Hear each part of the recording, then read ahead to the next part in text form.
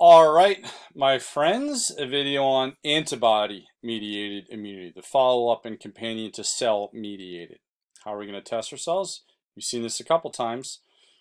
This time we'll just go through and we'll put a check for the ones that are related to antibodies. This is the third time we've done this, but when is repetition a bad idea in anatomy and physiology? I don't think it ever is. This is going to be reordered. We know 1 through 5 are exactly the same as the previous module. I'll go through those really fast.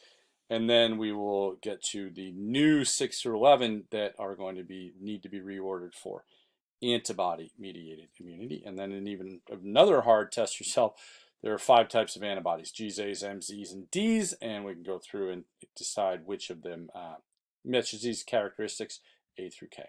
Some tricky tests yourselves in the lymphatic system and immune function. And here we're talking about just humoral now. We're not talking about cells, so now it's going to be all about this picture right here. This massive release of antibodies throughout the cell to attack invading antigens or invading pathogens. So if you've been waiting this whole time to see antibodies released like crazy, the humors used to be the body fluids, and so this is going on in body fluids, best for exogenous antigens that are free in the tissue or the interstitial fluid, and that's what antibody or humoral mediated immunity is best for. But 2 separate videos, the previous one on cell, this one on antibody. Please do not think that you dial up one of the 2 and you send it to work and you tell the other one to take the day off. You would die. These are both going on simultaneously together, working overtime, the 2 of them in concert to try to save your life. So both are going on, both part of adaptive immunity. Remember, everything starts with helper T cells. And then we move to B cells. So we're not going to review, go back to the previous module about how the antigen is presented to an inactive helper T cell. That MHC2 holding the foreign antigen binds with the CD4. That foreign antigen and the TCR on the inactive helper T happen to be right, and you clonally select massive amounts of helper T cells, and here they are. Here's one of clonally selected trillions of the active helper T cell with the correct TCR on it, shown here. Actually, that's going to be an MHC, but the TCR on there is correct too. Okay. Remember, B cells are fully matured in the bone marrow, and then they're sent to secondary lymphatic organs, the lymph nodes and the spleen, and don't forget the MALT, mucosa-associated lymphatic tissue.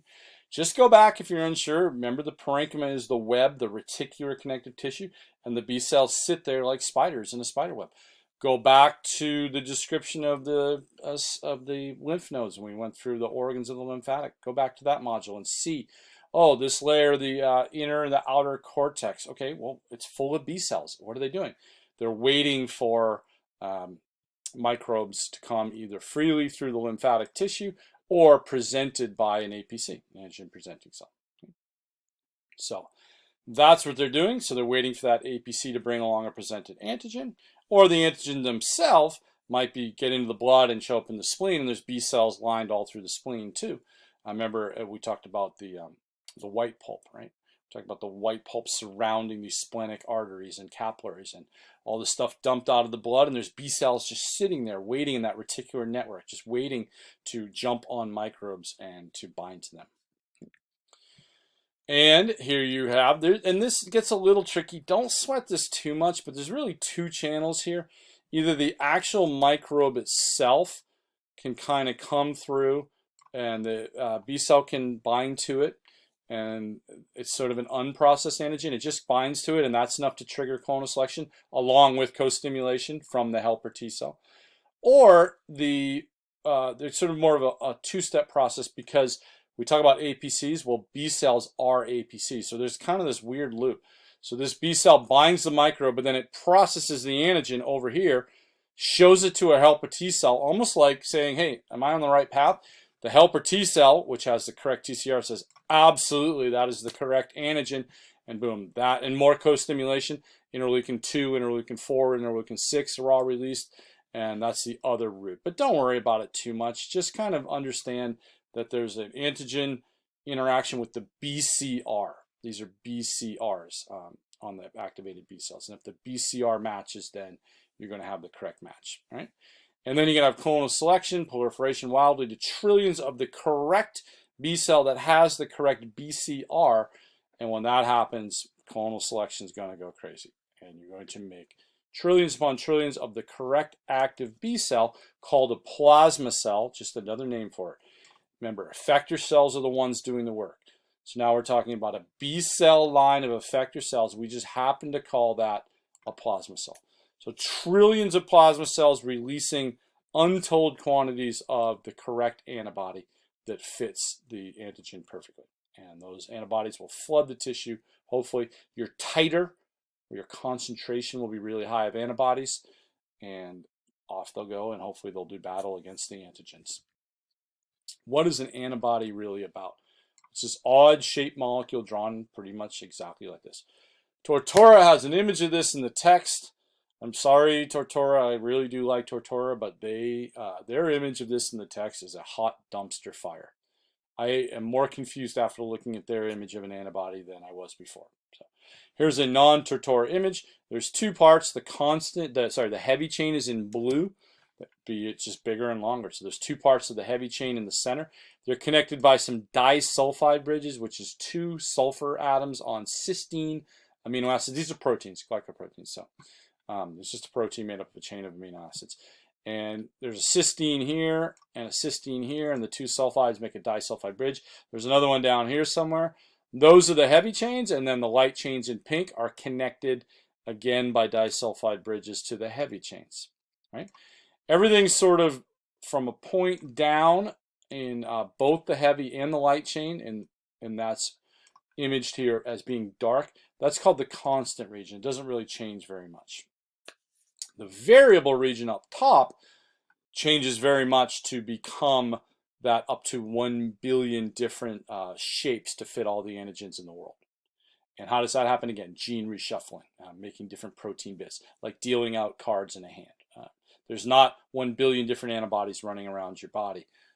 There's really just the same set down below. They just change the variable binding site a billion different ways to reshuffle the genes so that you have a bunch of different variable binding sites. And I'm going to draw those for you in just a second.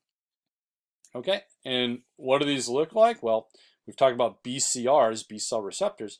Those are molecules on the surface of the B cell that fit the antigen properly. Well, let's not kid ourselves. A BCR is an antibody. It's an IgD antibody, one of the 5 types.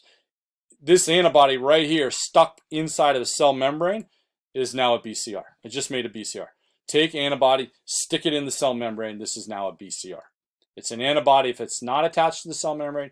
It's a BCR if it is. Don't get that too complicated because it really is the same thing. Okay, glycoproteins are globulins, proteins that are just a string of amino acids with some sugar molecules dotted on there too. And again, I went through the 2 heavy chains, the 2 light chains, and then the constant chain is everything down below, really doesn't change much at all.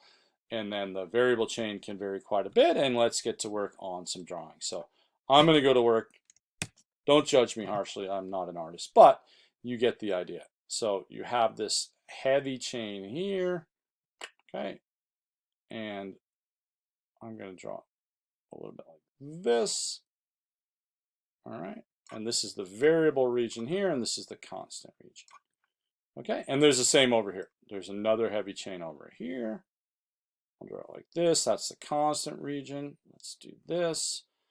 Forgive me while I draw these, but I think it's a good exercise. In lab, I'll definitely have you guys do something very similar to this. There's the variable region. Here's the constant region down here. Now we need a light chain, and that's a little bit smaller.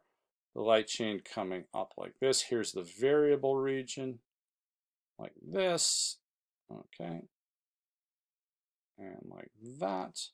I wanted those to be a little closer together, but you get the idea. And here's a light chain over here.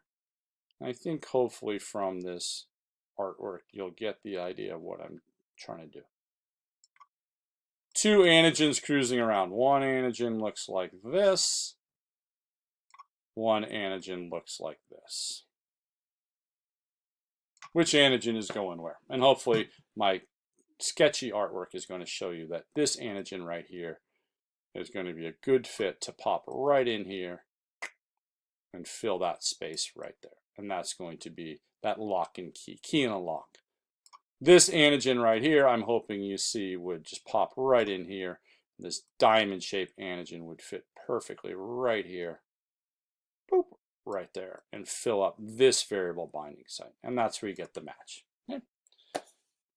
That's it. That's all I got for that bad drawing. Anyway, 5 different, so we said the constant region is nearly constant, but there's actually 5 different variations on the constant region. That produces 5 different types or classes of antibody. GAMED, if you really want this. The traditional way to list them is GAMDE, but if you want a really easy mnemonic, go with gamed. Gamed. He gamed all night with his bros. GAMED, gamed. So, as you can see, this is one antibody right here. So this is just a different Tortora version. Light chains in blue, heavy chains in orange, variable region up the top, constant region on the bottom. Disulfide bridge is probably that black line. But suffice it to say here, this is one antibody. It's called a monomer, 1 unit, monomer, monomeric. See, there's 2 here bound together by this central sort of binding protein. So this is a dimeric, 2, dimer. Oh, look at this baby. IgMs come in a pentameric form. And then D and E are just standard monomeric. That's something you might just want to keep in mind. That 3 of them, the G, the D, and the E, are really monomeric. And then the 2 of them, the A can be dimeric, and the M can be pentameric.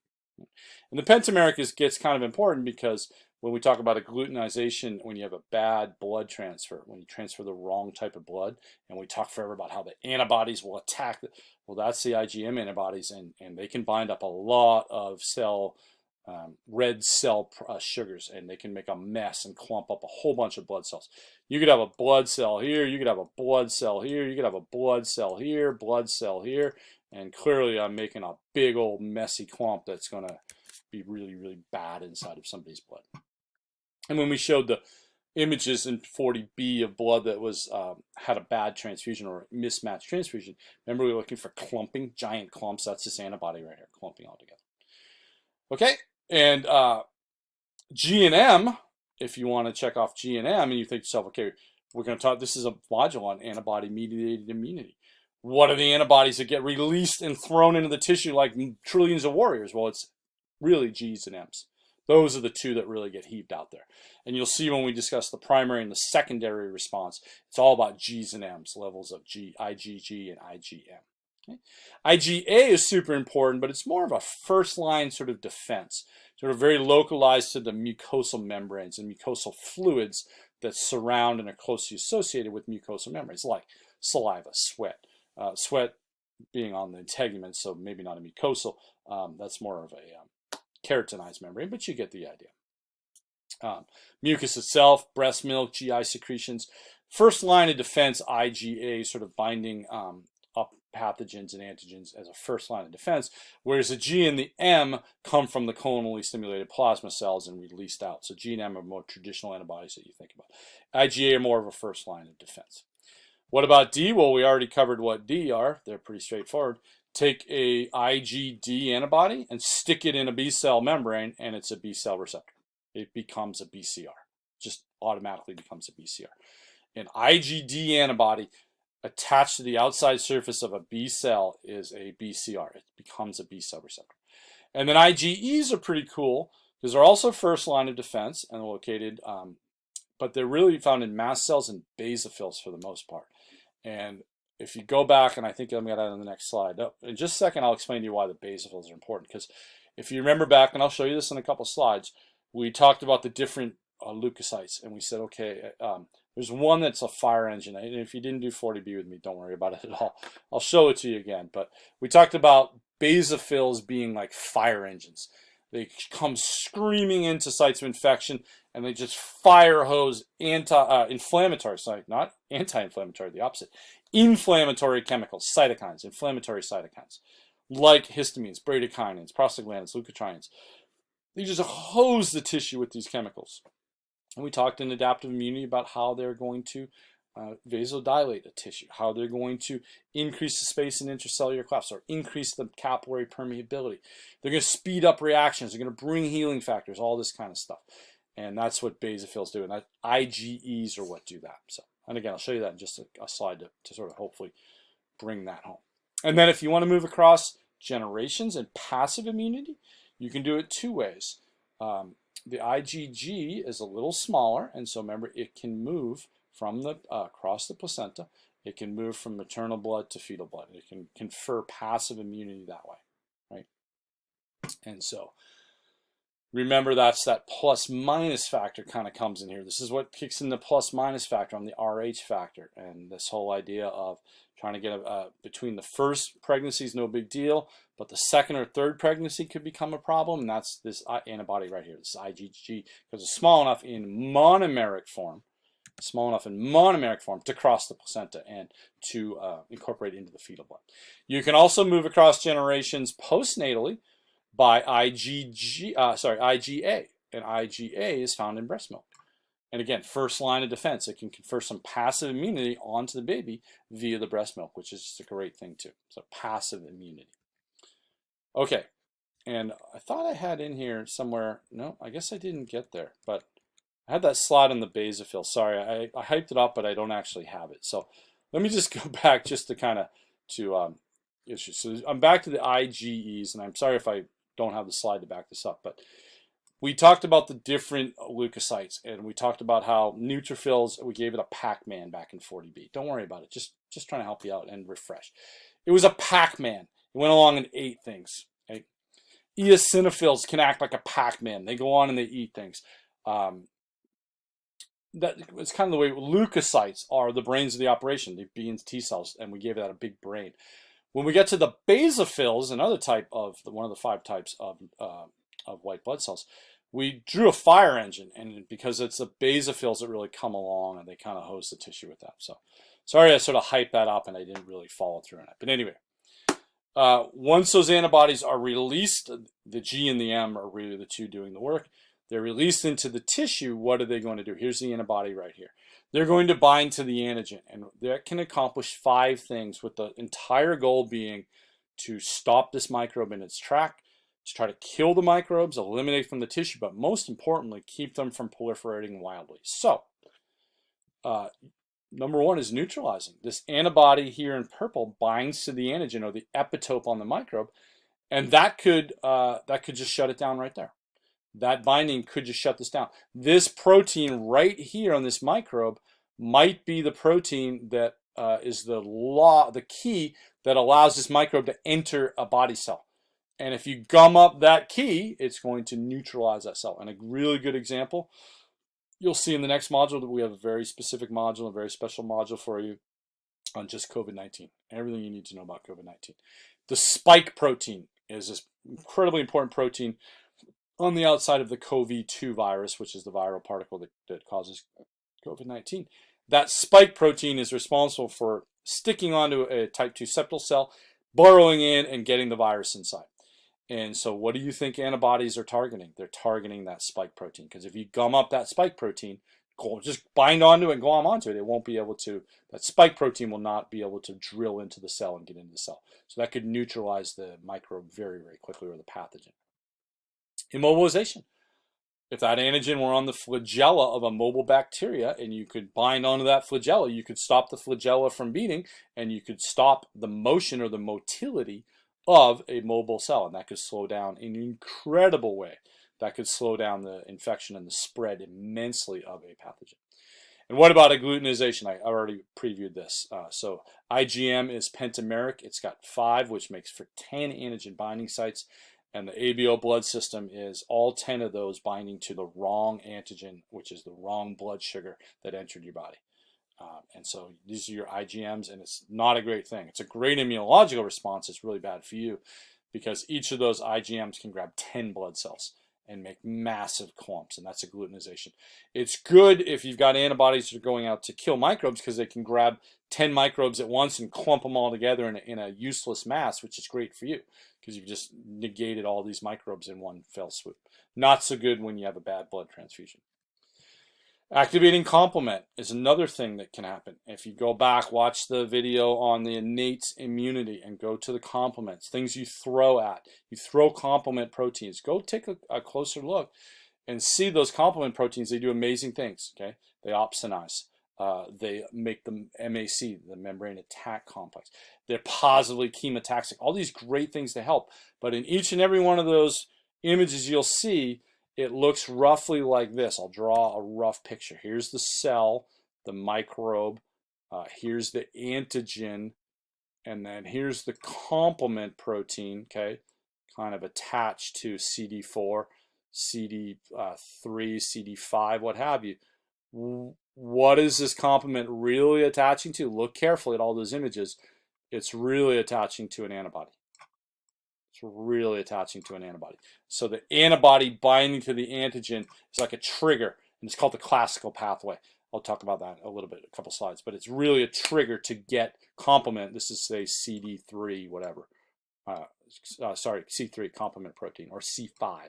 Doesn't matter. There's lots of different ways complement can work, but I just need you to understand that it's this binding of this upside down Y right here, the antibody. And we do antibody as A, capital A, lowercase b is the abbreviation. Okay, so in this diagram right here, the antigen or the epitope is right here. I'll put antigen is right there. The complement jumps on there, and complement can then do amazing things innately, non-specifically to help you out. But it's really that the antibody binds to the antigen first, and that just triggers one part of the complement pathway. So that's just important to understand. And then enhancing phagocytosis and opsonization. So the binding of this antibody to this microbe can make it easier for a colossally large macrophage to come along and engulf this microbe via endocytosis or phagocytosis. And if you want an idea with opsonization, just think about when you're walking through the forest and you see this kind of interesting writing on a tree, right? Like 14C, and you're walking along and you go, oh, kind of interesting. That's kind of cool. They wrote 14C, and just about it's halfway out of your mouth, you go, oh, yeah, I know why that's on there, right? That tree is being labeled for being cut. So if you want to think of opsonization, think of it the same way. Just like this tree is labeled to make it easier to be cut, same thing. Binding to an antibody binding to an antigen makes that cell easier to be endocytized or phagocytosed. Right? And here was the complement. So just to review this, and again, check it out. What we're really trying to show is that antibody binding. It's not going to show here, but the antibody binding to the complement protein. You won't see it here. You're going to have to go back to a previous module, but no big deal. It's the antibody binding to the antigen that triggers one of the three pathways. This is a lot of detail. I'm not going to hold you to what are the three pathways of the complement. There's an alternative in a lectin. Really, it's the classical pathway that I discussed earlier that you might just want to, you already know it because we already talked about the three things that it does: enhancing phagocytosis, positive chemotaxis, and then the MAC, the membrane attack complex. We've already talked about it, but now just give it a name. Say, oh yeah, that's the classical pathway that starts with an antibody binding to an antigen. And that's one of the ways that an antibody helps to destroy pathogens. Okay? And this whole time, it's all been about the effector cells. We talked about the cytotoxic T, the effectors going to work. These are the plasma cells going to work and releasing all these antibodies. We just talked about what they did. But your effector cells, whether they be your cytotoxic T, active cytotoxic T, or your active plasma cells, they're not meant to last long. They're going to die soon. You're going to make that second clonal line of the memory cells, and they're going to sit, and they're going to wait, and they're going to pounce. So the primary response, IgM in red, first time you're infected, IgM goes and does its thing. Second time you're infected, IgM is just there. It's the IgG that you really want to point to. First time here, you were sick for, these are days, right? So here's this whole thing. You were sick from infection, first exposure. You became symptomatic. There's a week right there on the couch, 7 days, feeling like poo. Just wiped out and dead to the world, right? You recover, and now, boom! Okay, secondary exposure. Look at your IgG response. These are all memory cells that are kicking in. You're carrying tons on board in case you're ever infected by that pathogen. The same pathogen infected you here. Remember, this is the same pathogen. It has to be the same pathogen. Has to be the same antigen. If it's not, this doesn't work. That second time, all those memory cells, the IgG, the memory helper T, the memory cytotoxic T, and the memory plasma cells all go to work. And instead of 7 or 8 days, you're on this in 2 to 3 hours. You may, oh, I don't feel so good. couple 3 hours, you feel great. You just beat something that took you out for a week the first time you got it. And thus, of course, why vaccinations, right? Because you can stimulate this first response and you can mimic this first primary response via a vaccination. Okay. And then in a 2x2 matrix, this is pretty important, ways to acquire immunity, ways to acquire adaptive immunity using memory cells, right? And it's a 2x2 matrix, okay? Naturally acquired active, naturally acquired passive. So under natural, you've got active and passive. Under artificially, you've got active and passive, okay? So natural or artificial, active and passive. 2x2 matrix makes 4 possibilities, okay? So what is your natural acquired active immunity? Well, that's being exposed to something. That's natural inoculation. Okay? If you want to be protected from COVID, get a vaccine. But also, if you've already had it, you're really kind of superpowered because you've got natural acquired active immunity, and you'll see in the bottom that you've got artificially acquired active immunity too. So you got both. But the natural acquired active immunity is literally just your memory cells waiting for the next one, and it's part of the whole process. And it's just like this free, amazing bonus that once you fought it off the first time, you just dialed in the second time. You've got all these cytotoxic T, B, and T memory cells. Okay. What is naturally acquired passive? Well, those are the 2 ways that we talked about to get from mother to either fetus or to newborn postnatally. And that's the IgGs transferred in utero across the placenta into fetal blood to give a little bit of immunity, and then the IgAs in breast milk postnatally. And those are both ways to give naturally acquired passive immunity to the next generation. What about artificial acquired active immunity? Okay, well, that's basically going to be vaccinations. That's why you vaccinate. You vaccinate to get this out of the way if you don't want to do this. This is great, but it hurts for a week, and it can be dangerous if you're immunosuppressed or possibly vulnerable to the infection the first time. Hopefully you beat it down, you're sick for a week, but now you have natural. Well, the vaccine, what happens? You feel crummy, your arm hurts for 1, but no big deal. You got 2. And maybe you feel crummy for a couple hours, but you're getting a sort of a deadened or weakened version of the virus, and that's artificially acquired active immunity. And then artificially acquired passive immunity, back in the old days in a pre-COVID world, this would have been something really kind of tweaky, like, if you were bitten by a snake, they might have put the anti-venom inside of you. But now in a post-COVID world, or a mid-COVID to post-COVID world, you guys are all hearing quite a bit now about monoclonal antibody treatment. And that is exactly what this is doing. Intravenous injection of antibodies. You're essentially going to a recovered patient, taking their plasma, isolating the correct antibody, the one that fights COVID, and you're spinning it down, isolating it, and you're putting it into somebody else. You're giving the weapon to somebody else. That's artificially acquired passive immunity. Okay, let's get these done. There's a lot here, and this one's not tricky, but the next 2 are pretty tricky. So let's just get this done. B cells, absolutely a part of antibody. Helper T cells, absolutely. Cytotoxic, no, that's part of cell mediated. Clonal selection into effector memory, you bet. Plasma cells and then memory B cells. BCRs, those are IgD antibodies in a cell membrane, in a B cell membrane. Yep. TCRs, nope, that's in cell mediated. Uses antibodies, you betcha. Exogenous, yep, that's what this is all about. It's about antigens best that are floating in the tissue. Endogenous inside of cells, antibodies don't work great. They don't penetrate cells so well.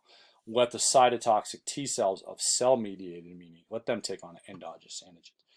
And also let cell-mediated take on cancerous or infected cells. Use the antibody-mediated for antigens that are cruising. And they're going to do both. Any good antigen that's worth its weight will be inside of cells infecting them and also floating free. So use the antibody-mediated for the floating free exogenous antigens. Okay, so I'm going to cheat here because it's 10.5.294. I should have memorized sorry. These are the same. Go back and watch the other module, 10.5.294. Go back and watch the previous module if you want a breakdown of 10.5.294 of why this is the order of the first 5. And this isn't anything to do with B cells or antibody mediated. This is getting your helper T's going, which is the first step of the process, getting your helper T's going. Okay. Now where do we go? Now we go to where B cells can usually phagocytosis or endocytosis microbial antigens, present them, because B cells are APCs, to activated helper T cells, and they use that MHC2 CD4 binding connection. And that's a way to activate and get this whole thing going. Once you have helper T cells ready to go, those B cells can now, they're sitting in secondary lymphatic tissue, can now see this and really jump on top of exogenous antigens. Okay, then these activated B cells use their BCRs to bind to those microbial or those pathogenic antigens, and that's number 7. From there, you have co-stimulation, active helper T cells, 2, 4, and 6, interleukin 2, interleukin 4, interleukin 6.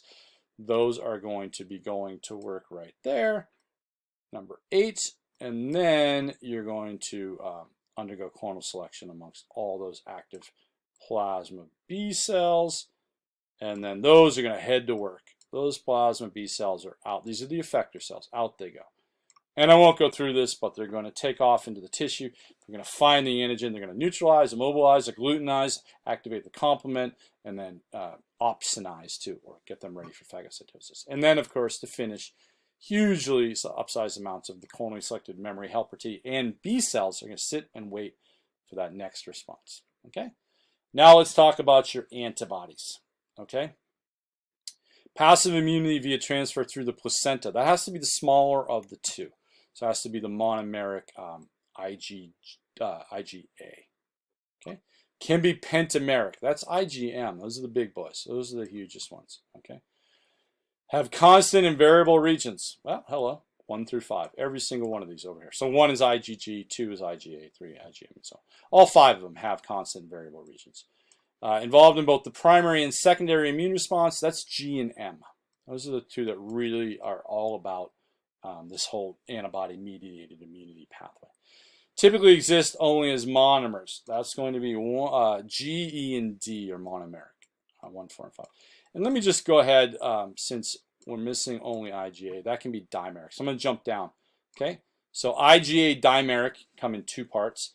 IgM pentameric can come in 5 together, and then G, E, and D are really just going to be monomeric, just 1. Act like a first line of defense in most mucosal membranes. That's IgA, right? First line of defense, just sitting waiting. And of course, the mucosal membranes are where you're going to get most of the interaction with antigens with the outside world.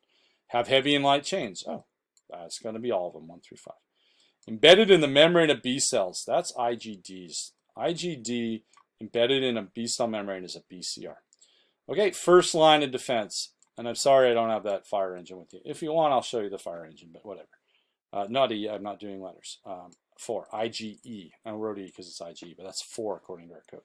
IgE are the ones found in mast fills and basophils, and they work to hose down infected tissue with cytokines, inflammatory cytokines, histamines, prostaglandins, bradykinins, leukotrienes, and then can confer passive immunity. That's going to be the bigger of the two, which is the IgA, the dimeric form. And that can be via breast milk. Okay, long video again, but these are so important. Next one coming up is nothing but COVID-19. Special video for you guys on just everything you need to know about COVID-19.